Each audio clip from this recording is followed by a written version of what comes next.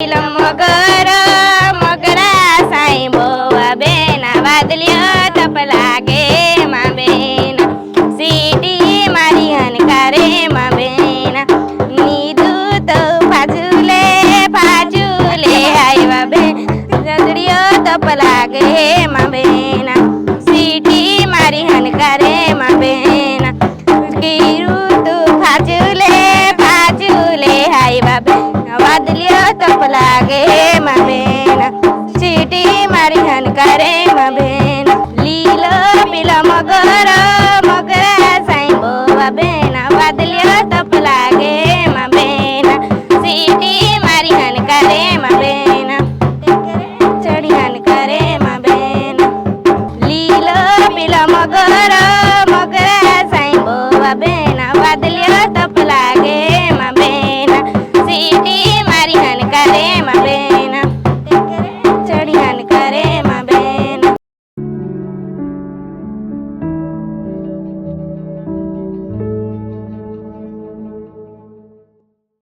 બાળકનો જન્મ થાય ને એટલે મા બાપ એનું પહેલું દુનિયાને બતાવવા માટેનું માધ્યમ બને છે અને મા બાપની નજરથી એ દુનિયાને જુએ છે માનું પલ્લું પકડીને એ દુનિયાને જુએ છે એનું આંગણું આમ તો એ જ એની દુનિયા એવું થઈ જતું હોય છે એક ઉંમર થાય પછી બાળકને નિશાળમાં મૂકવામાં આવે અને નિશાળમાં મૂક્યા પછી આખા જગતનો એક જુદા પ્રકારે મા બાપે એક પરિચય આપ્યો છે એના કરતાં એક જુદા પ્રકારે પરિચય શિક્ષક બાળકનો દુનિયા સાથે કરાવે છે અને એટલે શિક્ષકની ભૂમિકા બહુ જ મહત્ત્વની બાળકના અનુસંધાનમાં તો બની જાય છે એવું કહેવાય છે કે શિક્ષક ઈચ્છે તો બાળકને દેશનો ટોપ એટલે વડાપ્રધાન પણ બનાવી શકે છે મોટો ઇન્ડસ્ટ્રીયાલિસ્ટ પણ બનાવી શકે છે કેવા પ્રકારે એને આપણે તાલીમ આપીએ છીએ એની સંવેદન શિક્ષક હોય તો એ બાળકના જીવનમાં બહુ જુદા પ્રકારે પ્રકાશ પાથરી શકે છે આજે દોધનવાડી નર્મદાનું સાગબારાનું એક સરસ નાનકડું ગામ છે આદિવાસી વિસ્તાર છે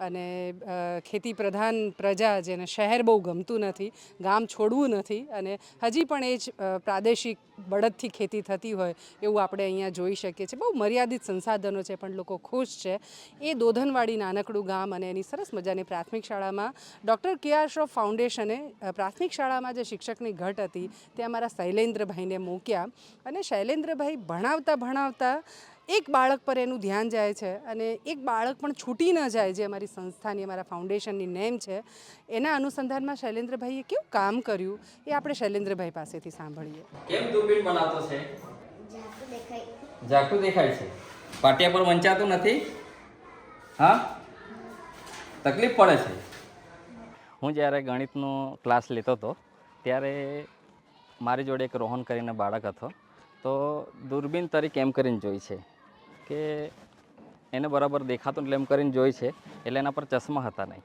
એટલે જોઈ છે 2-3 વાર જોયું મેં કહ્યું એને કદાચ ટેવ પડી હશે એટલે પછી મેં એને કશું કીધું નહીં પછી પાછળથી બાળકી હસવા લાગી એક વિદ્યાર્થીની કે આ શું કરે છે એમ કરીને એટલે પછી મને થોડું એવું લાગ્યું કે આને કદાચ આંખમાં તકલીફ હશે એટલે પછી મેં બાળકને બોલાવ્યો કેમ તને બરાબર દેખાતું નથી કે કઈ રીતે તો પછી મને રોહન થોડો કે ચશ્મા છે મારા મેં કહ્યું ચશ્મા કઈ છે તો કે તૂટી ગયા છે તો પછી એ રડવા લાગ્યો થોડોક એટલે મેં કહ્યું નાસી પાસ જવાની જરૂર નથી હું છું હું તારા ગમે તે રીતે હું તારા ચશ્મા તને સમારી દઈશ એટલે પછી મારા ટીએલ યોગેશભાઈને મેં તરત વાત કરી કે આવી રીતે એક બાળક છે ને એના ચશ્મા આવી રીતે તૂટી ગયા છે તો મારે એને સમારકામ માટે સેલંબા લઈ જઈશ એમ મેં કહ્યું એમને એટલે એમણે મને તરત રજા આપી એટલે તે દિવસે એ ચશ્મા લઈ આવ્યો ને એ ચશ્મા લઈને હું પછી સેલંબા જઈને તે ચશ્મા એમના સુધારી આપ્યા પછી હું ક્લાસમાં બેઠો હતો પછી લખવા આપ્યું આ લોકોને એટલે આને ચશ્મા પહેરેલા આને મેં કીધું બરાબર દેખાય છે ને એને કીધું હા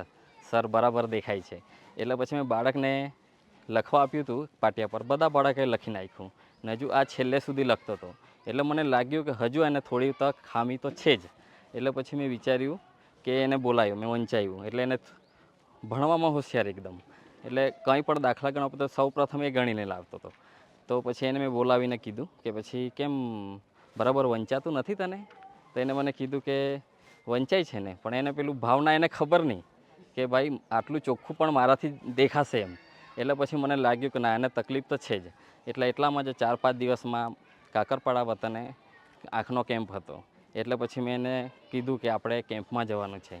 એટલે હું એની ઘરની મુલાકાત લીધી તો ત્યાં કોઈ વાલી હતું નહીં. એટલે પછી મેં તો નક્કી કરી લીધું કે આપણે તે દિવસે આપણે આંખના કેમ્પ માટે કાકરપાડા જવાનું જ છે. એકલો બાળકને લઈને ત્યાં ગયો આંખના કેમ્પમાં. એટલે પછી એ થોડો મૂંઝાયેલો હતો. એટલે પહેલાં પછી એને મેં ઘરે લઈ ગયો, ઘરે જમાડ્યો વ્યવસ્થિત. એટલે થોડો એનો ફ્રેશ થઈ ગયો.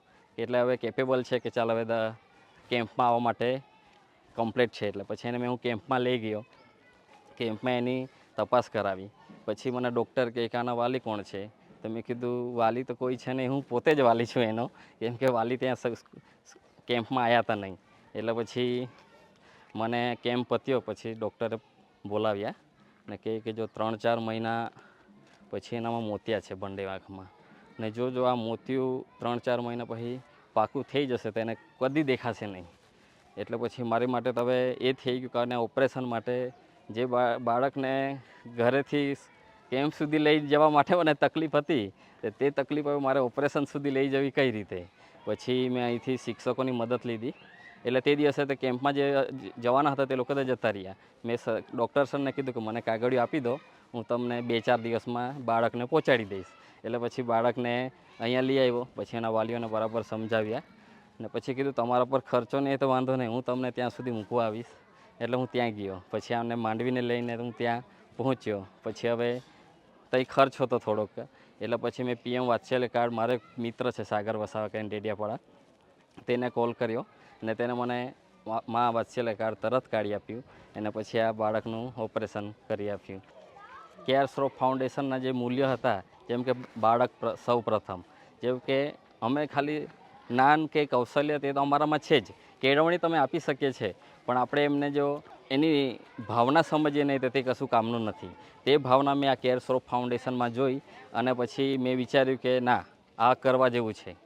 એટલે અમે ખાલી શિક્ષક પાત્ર નથી, પણ અમે પોતે સમાજ સેવક તરીકે છે. આ વસ્તુ અમને પ્રતુલ સર અને ઉદય સરે શીખવ્યું છે. તે પ્રેરણાથી મેં પછી આમનું ઓપરેશન સક્સેસ જવાડ્યું. અમે બીતા હતા, આટલા નાના છોકરાને અમે દવાખાનામાં લઈ જઈશું, ઓપરેશન એનું કેવી રીતે થશે, બરાબર, આવી રીતે અમે બધા બી ગયા ઘરના સભ્યો. બરાબર. પણ આ શૈલેન્દ્રભાઈ ને ભરતભાઈ ગુરુજી, અમારા આચાર્યો, પેલા ઈશ્વરભાઈ, એ લોકોએ અમને ઊપ આપી કે ગમે તે થાય પણ એનું ઓપરેશન કરાવવું જ પડશે અને એને દેખતો બરાબર થાય એવી રીતે કરવું પડશે. દવાખાને સુધી એમને લઈ ગયા અને દાદા જોડે ગયેલા એમને, અને એનું ઓપરેશન થઈ ગયું. સને 2019થી કેર શ્રોફ ફાઉન્ડેશન તરફથી અમને પ્રથમવાર વસાવા અરવિંદભાઈ રમેશભાઈને અમને શિક્ષક મળેલા અને તેમનાથી આ શાળાને ઘણો બધો ફાયદો થયેલો. આ શાળામાં એ લોકો પોતાની ફરજ તો સવારે વહેલા આવીને કરે છે, આખો દિવસ ભણાવે છે. જે શિક્ષકો છે એ નબળા બાળકોને વધારે ધ્યાન આપે છે અને સાથે એમનો જે સમય છે એ સમય શાળા સમય પહેલાં પણ અને શાળા સમય પછી પણ વધારે સમય વાપરીને લોકો બાળકોને ભણતરમાં, વાંચનકળમાં વધારે ધ્યાન આપે છે. એ શ્રોફ ફાઉન્ડેશન વતી જે શાળાના જે બાળકો છે જેમના વાલીઓ પોતે માઇગ્રેશન થાય છે, મજૂરી અર્થે, તો એવા વાલીઓને એ શિક્ષકો પોતે અહીંના સ્થાનિક શિક્ષકો હોવાથી પોતે રૂબરૂએ એમના ઘરે જાય છે અને ઘરે જઈને વાલીઓને સમજાવે છે અને માઇગ્રેશન રેટ અટકાવે છે. અને માઇગ્રેશન રેટ અટકવાથી અમારી શાળામાં બાળકોનું પ્રમાણ સારું રહે છે, શાળાનું રિઝલ્ટ પણ સુધરે છે અને બધી રીતના એ બાળકો શાળાને વ્યવસ્થિત ગણવેશ તથા ગણવેશથી મળીને બધી રીતના એ લોકો વ્યવસ્થિત આવે છે. અને ફાઉન્ડેશન દ્વારા જે શિક્ષકો મળ્યા છે એના દ્વારા શાળાને ઘણો બધો ફાયદો છે. શાળાની અન્ય કામગીરીમાં પણ લોકો મદદરૂપ થાય છે. આજની તારીખમાં પણ ગુજરાતમાં ઘણા એવા વિસ્તારો છે જ્યાં આદિવાસીઓની વસ્તી છે અને એમનો વિકાસ ક્યાંક કોઈ કારણસર પાછો રહી ગયો છે. આપણે ત્યાં ગવર્મેન્ટની એટલી બધી સ્કીમો છે, મને ખ્યાલ છે ત્યાં સુધી લગભગ 133 જાતની સ્કીમો છે કે જેમાં લોકો એનો લાભ ઉઠાવી શકે. પણ કોઈ પણ કારણસર આ બધા આદિવાસી વિસ્તારમાં જેવી રીતે કે નર્મદાનો ડેડિયાપાડા તાલુકો છે, સાગબારા તાલુકો છે, ડાંગ છે, આખો ડિસ્ટ્રિક્ટ, એમાં જેવી ડેવલપમેન્ટ થવી જોઈએ અનેક વસ્તુઓમાં થઈ નથી. બાળકોના સર્વાંગી વિકાસ માટે સૌથી મહત્ત્વની ભૂમિકા એના માતા પિતા ભજવે છે. માતા પિતા પછી બીજું કોઈ હોય તો એ એક શિક્ષક છે અને એટલા માટે શિક્ષકની ભૂમિકા બાળક માટે બહુ જ અગત્યની થઈ જાય છે.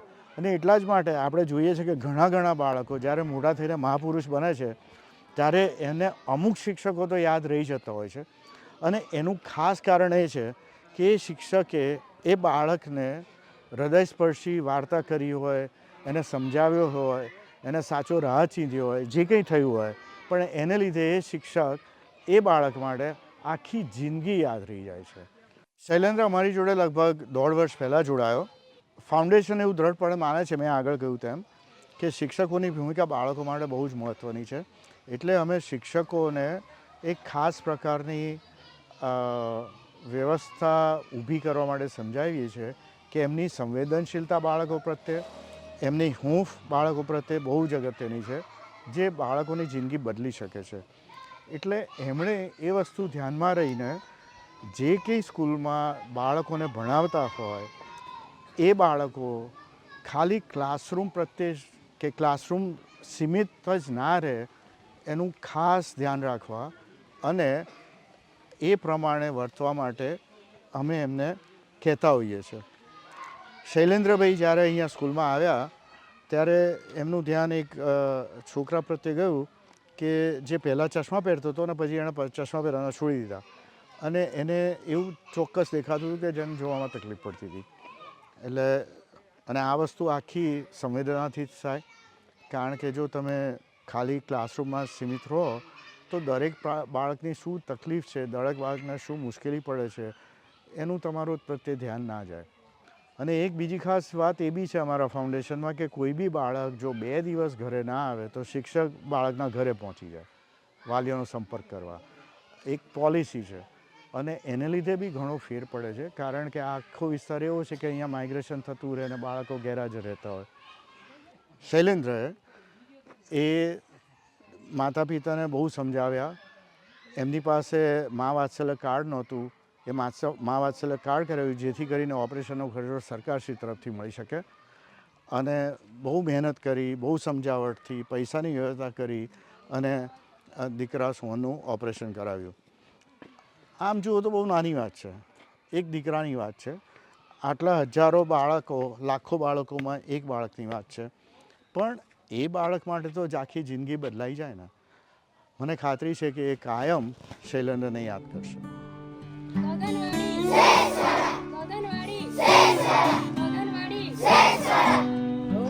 આપણા બાળકો આપણા બાળકો આપણા બાળકો